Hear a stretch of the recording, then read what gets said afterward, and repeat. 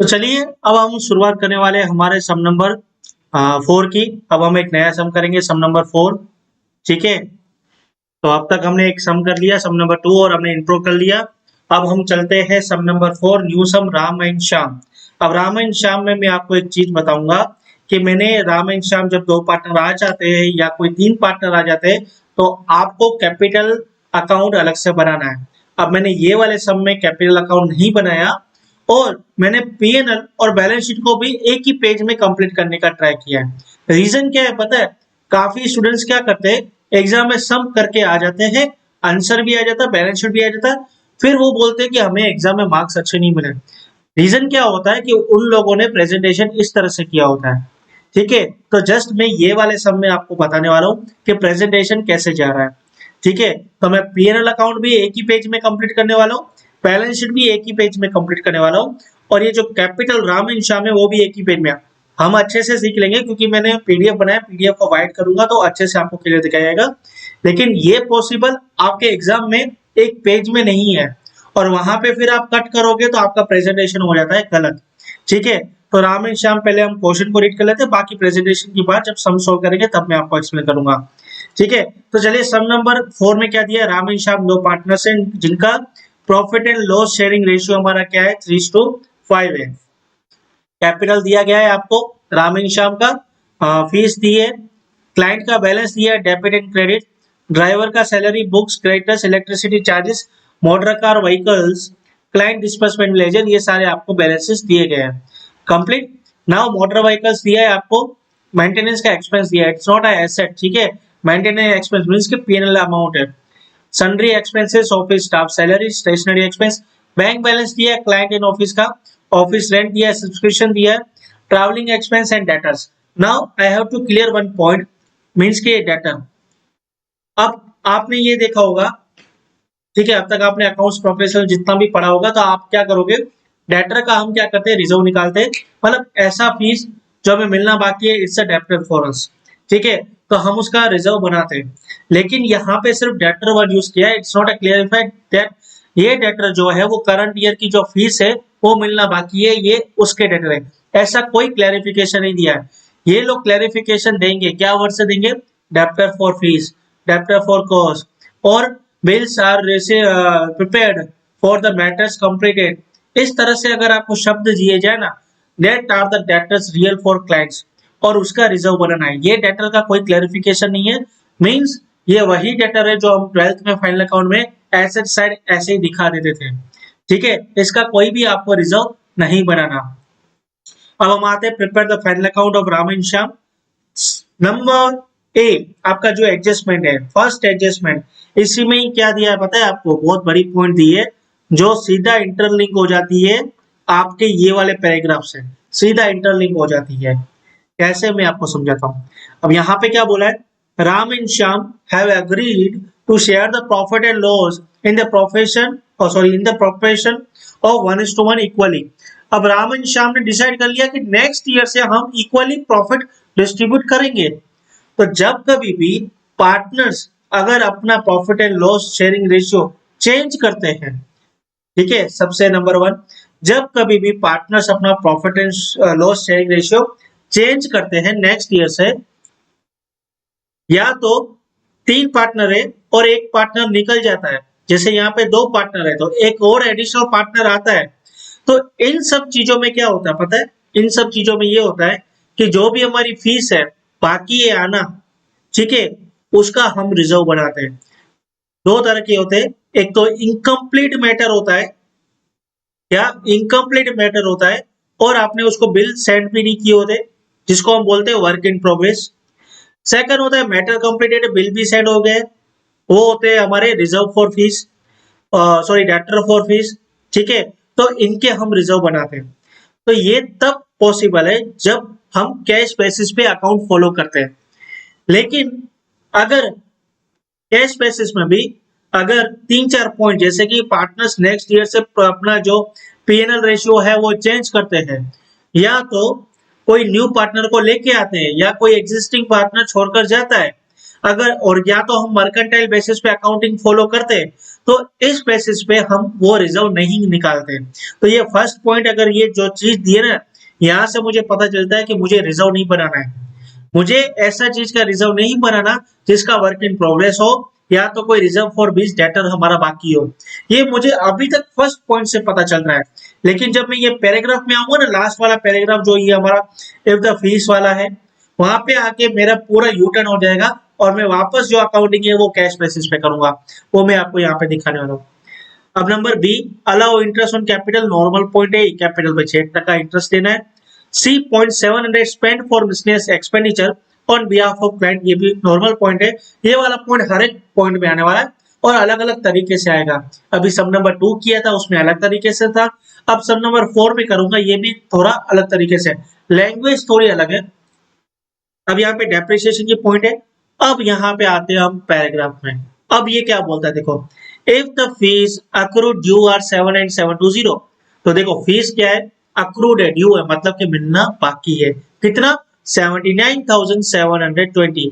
और profit and sharing ratio क्या है, not change during the next year. वो बोलते भाई प्रॉफिट एंड शेयरिंग रेशियो जो मैंने फर्स्ट पॉइंट में बोला था चेंज हो रहा है, वो मैं अभी बोलता हूँ नहीं हो रहा है।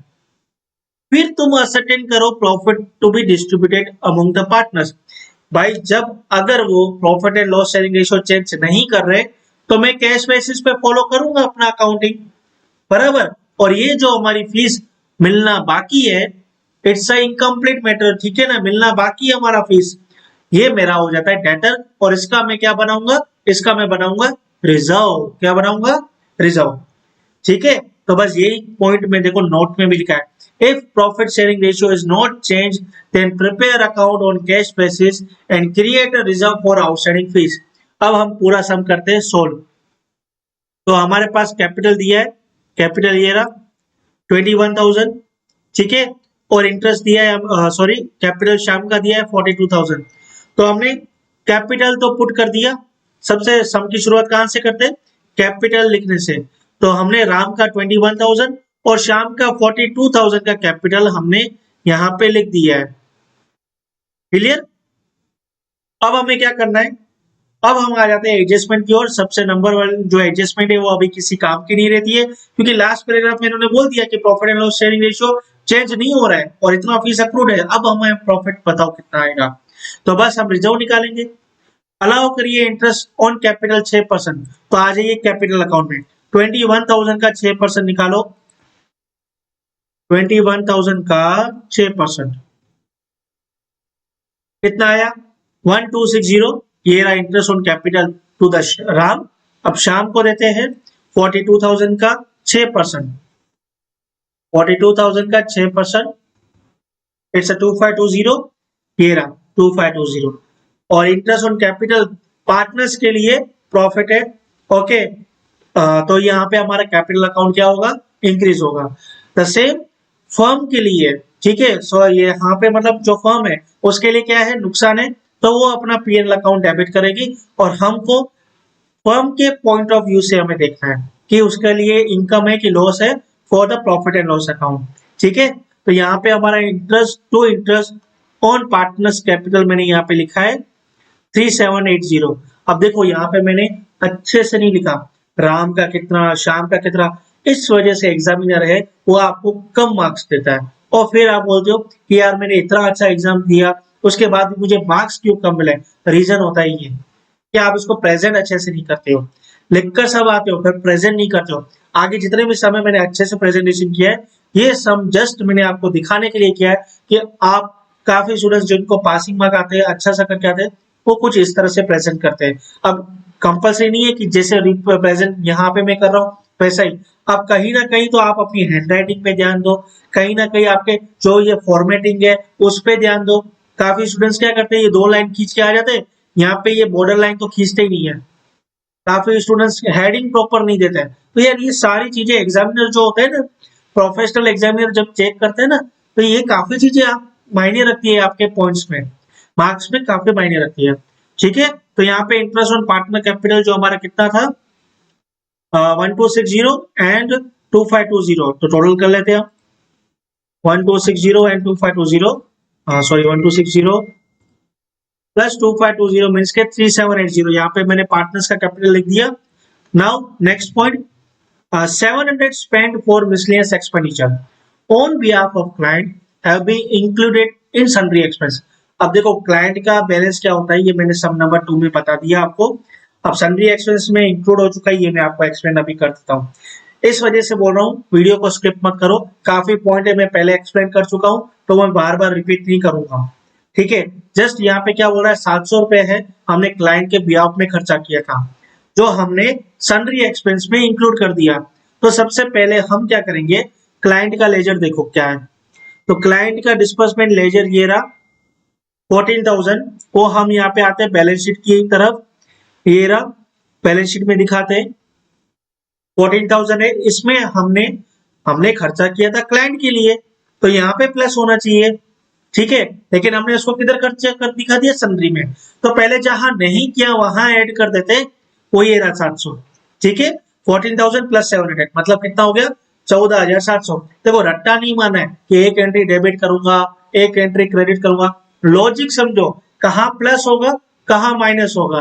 तो यहाँ पे मैंने नहीं डाला तो यहाँ पे मेरे को डालना है, it's a asset for me. क्यों, कल को मैंने क्लाइंट के लिए खर्चा किया है तो क्लाइंट मेरे को देगा ना, तो वो मैंने यहीं पे ऐड किया है 14,000 प्लस 700 14,700। नाउ ये मेरा खर्चा था नहीं था ना, तो मैं सन्ड्री एक्सपेंस में जो 6100 है उसमें डाल के रखा था, अब मुझे उसमें से माइनस कर देना है। मतलब मेरा सन्ड्री एक्सपेंस 6100 है वो सही नहीं है, 700 ज्यादा है। क्यों, क्योंकि उसमें मैंने रॉन्गली एडिट कर दिया था। तो 6100 में से मैंने 700 माइनस कर दिया, तो एक्चुअल कितना बचा 5400, वो मैंने बाहर शो कर दिया। अब देखो यहाँ पे भी मैंने एक लाइन में कचरे की तरह लिख रहा हूँ 6100 माइनस 700, अच्छे से लिखना है। टू सन्ड्री एक्सपेंस ऐसे देखो, ऐसे मैं आगे दिखाऊंगा, मैं आपको यहाँ एक्सप्लेन कर रहा हूँ। टू सन्ड्री एक्सपेंस 6100 और यहाँ पे करना है रॉन्गली एडेड। ठीक है, 700 फिर ऐसे बाहर 5400, इस तरह से अपन को करना प्रेजेंटेशन। ठीक है, आगे मैं बताऊंगा, जस्ट यहाँ पे मैंने ये आपको दिखाने के लिए दिखाया है। नाउ डेप्रिसिएशन करना है 20% मोटर कार पे, व्हीकल पे 5%। तो मोटर कार कहाँ दिख रही है आपको, तो motor car is here, motor car and vehicle 70,000। अच्छा, मोटर कार एंड व्हीकल पे 20% है और 5% किस पे बोला इन्होंने, यहाँ पे कट हो चुका है 5%। आई थिंक 5% मैंने लिखा होगा किस पे ये लोग देंगे, बुक्स पे देंगे, देखना यहाँ पे कट हो चुका है स्कैन में, मैं यहाँ पे देख लेता हूँ मैंने कहा किया है, 5% बुक्स है। ठीक है, तो मोटर कार पे आ जाते हैं 70,000 की 20% डेप्रिसिएशन मतलब कितना हो गया 14,000। नाउ बुक्स 14,000 है, 5% डेप्रिसिएशन मींस 700 रुपीज टोटल। यहाँ पे हम डेप्रिसिएशन को माइनस करने के बाद देखो 70,000 है, उसका पहले 20% में यहाँ पर दिखाता हूँ आपको 14,000। ठीक है, तो 70,000 में से 14 गए तो कितना बचा 56,000, यहाँ पे मैंने शो कर दिया है। और 14,000 में से 700 किया तो ये कैलकुलेट करने की जरूरत नहीं है, मुंह से हो जाएगा कैलकुलेट, 13,300। नाउ द डेप्रिसिएशन जो है वो हमारा खर्चा है, तो ये रहा पीएनएल अकाउंट होगा डेबिट 14,700 मीन्स के 14,700 कंप्लीट। नाउ ये वाला पॉइंट है 79720, ये हम लास्ट में करेंगे। अब क्या करेंगे, सारे बैलेंसेस है वो हम कैरी फॉरवर्ड कर लेते हैं। यहाँ पे लिखा है फीस रिसीव्ड एंड अक्रूड, इसको मैं लास्ट में लिखता हूँ, ये आईएमपी लिखो और लास्ट में करूंगा। अब क्लाइंट का बैलेंस है डेबिट, डेबिट बैलेंस मतलब क्या हो गया, मिलना बाकी, इसका भी रिजर्व नहीं बनता। ठीक है, तो 1,96,000 डेबिट मीन्स के asset and client balance credit 70,000 means के लायबिलिटी। तो क्लाइंट बैलेंस 70,000 लायबिलिटी। उसके बाद ड्राइवर का सैलरी खर्चा रहता है हमारा 2500, तो पीएनएल अकाउंट डेबिट होगा। ड्राइवर का सैलरी 2500। उसके बाद बुक्स हो चुका, क्रेडिटर्स हमारा 10,500, तो वो लायबिलिटी है हमारा 10,500। ठीक है, क्रेडिटर्स 10,500 यहाँ पे शो करना है, हो गया। Electricity charges 6,300, it's expense, PNL account debit होगा 6,300। Okay, now motor car and vehicles हो चुका, क्लाइंट डिस्बर्समेंट लेजर हो चुका, मोटर कार और व्हीकल का खर्चा 10,000, पीएनएल अकाउंट डेबिट होगा। ठीक है, खर्चा है 10,000। उसके बाद आपका ऑफिस स्टाफ सैलरी 60, अच्छा सन्ड्री एक्सपेंस 6100 वो लिख दो। सन्ड्री एक्सपेंसेस 6100 हमारा कितना आएगा, अच्छा वो हमने लिख दिया ना, वो हमने यहाँ पे 6100 लिख दिया, वो एडजस्टमेंट वाले में ही लिख दिया था। अब हमारा आएगा ऑफिस स्टाफ सैलरी 35,000 और यहाँ पे लिख देते हैं ऑफिस स्टाफ सैलरी 35,000 कंप्लीट। उसके बाद स्टेशनरी एक्सपेंस 14,000 वो पी अकाउंट में डेबिट कर दो 14,000। उसके बाद ऑफिस का रेंट, ये रहा, ये बैंक बैलेंस जो आपका क्लाइंट का और ऑफिस का है वो हम कहाँ शो करते हैं, बैलेंस शीट में asset side. Bank balance client and office 20,000 and 42,000 complete. इन सब की एक एक एडजस्टमेंट आती है। ऑफिस रेंट दिया है 25,000 हमारा खर्चा है, तो पी अकाउंट क्या होगा, डेबिट होगा 25,000। क्लियर। नाउ द सब्सक्रिप्शन जो है वो भी हमारा खर्चा है 7500, वो भी हमने यहाँ पे पी अकाउंट को डेबिट कर दिया। उसके बाद ट्रैवलिंग एक्सपेंस है 70,500, तो ट्रैवलिंग एक्सपेंस हमने 70,500 डेबिट कर दिया, पिन अकाउंट में डेबिट कर दिया, हमारा खर्चा। नाउ द डेप्टर्स 85,000, मैंने पहले ही आपको बता दिया था ये डेप्टर का रिजर्व क्यों नहीं बनेगा, वो मैंने यहाँ पे दिखा देता हूँ बैलेंस शीट में एसेट साइड 85,000। अब हम आते हैं लास्ट पॉइंट, यहाँ पे ये क्या बोल रहा है कि जो फीस है वो अक्रूड है, ड्यू है 79720, मतलब ऐसी फीस जो मिलना बाकी है, ठीक है ना, तो उसका हमें क्या बनाना पड़ेगा, रिजर्व बनाना पड़ेगा। ठीक है, तो पहले तो ये देखो, ये फीस रिसीव्ड एंड अक्रूड 4,21,400। अब यहाँ पे एक्चुअली में ये डायरेक्ट नहीं आना चाहिए, यहाँ पे लिखो 4,21,400, ऐसे नहीं, 4,21,400 नहीं, ऐसे नहीं, यहाँ पे लिखो प्लस फीस अक्रूड ड्यू। कितना है फीस अक्रूड ड्यू,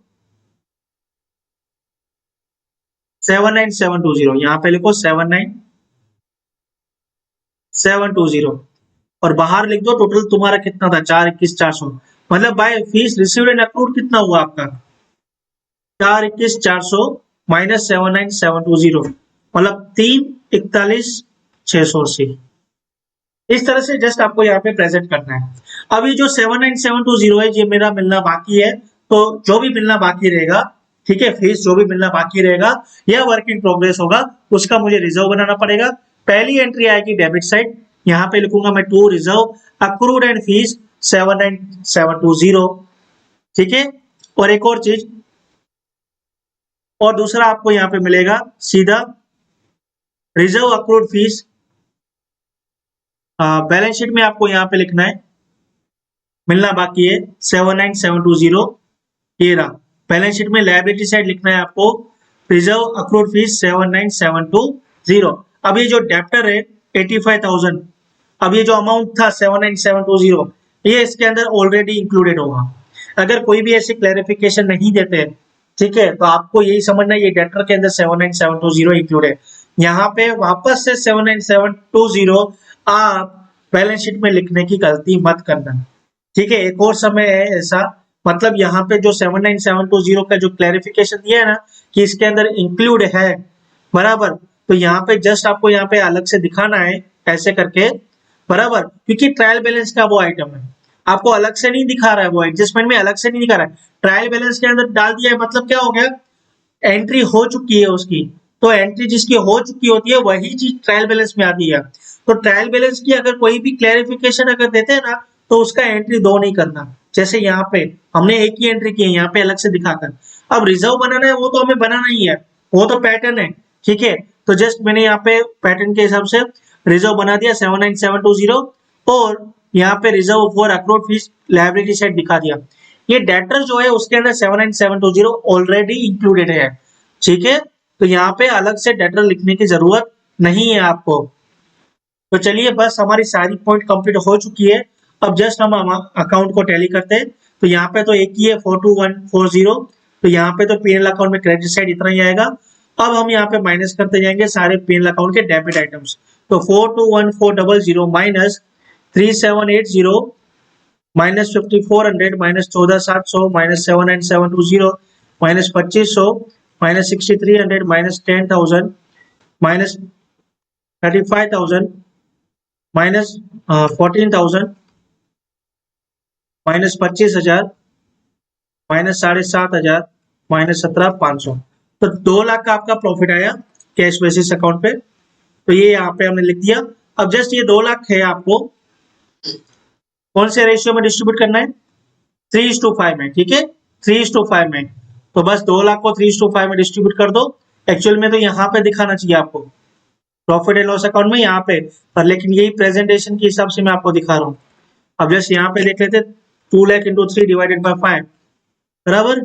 अच्छा कितना है? 2:5 3:5, 3:5 है। तो 2 लाख इंटू 3 डिवाइडेड बाय 8 आएगा।